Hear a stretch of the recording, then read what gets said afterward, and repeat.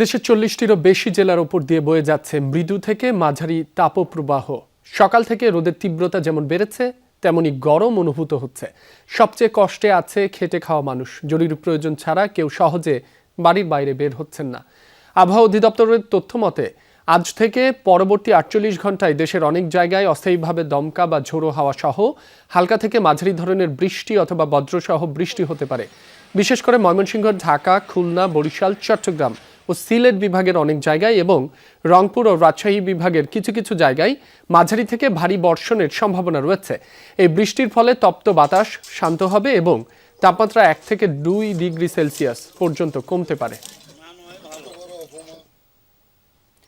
এ বিষয়ে আরো জানাতে চুয়াডাঙ্গা থেকে যুক্ত হচ্ছেন সহকর্মী সরকার জিসান আহমেদ। জিসান, চুয়াডাঙ্গায় তাপমাত্রার পারদ কততে উঠেছে, আবহাওয়া অফিস কি বলছে জানাবেন আমাদের।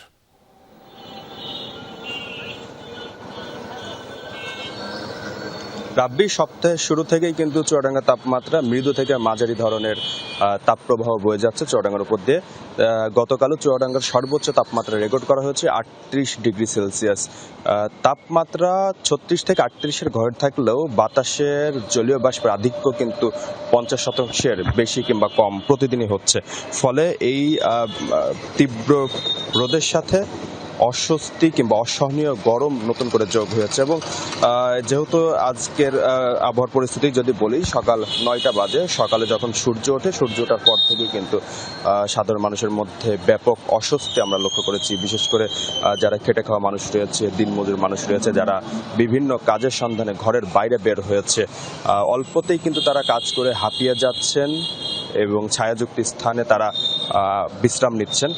কিন্তু সেই সাথে কিন্তু তাদের ক্লান্তি ভর করেছে, একই সাথে দরদর করে ঘাম ঝরছে।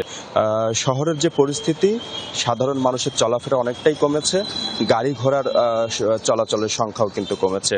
একই সাথে এই গরমে নানা ধরনের রোগ বালাই কিন্তু বাড়ছে। চুয়াডাঙ্গা সদর হাসপাতাল সহ বিভিন্ন উপজেলা স্বাস্থ্য কমপ্লেক্সগুলো আমি খোঁজ নিয়েছিলাম, সেখানে আমরা জেনেছি যে গরমজনিত যেসব রোগ রয়েছে, পানিবাহিত যেসব রোগ রয়েছে, সেই রোগগুলোও কিন্তু বাড়ছে।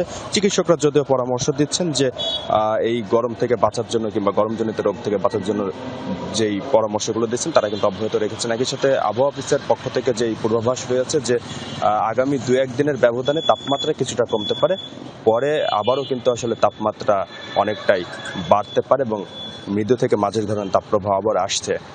রাব্বি, জিসান, আপনাকে ধন্যবাদ যুক্ত হবার জন্য।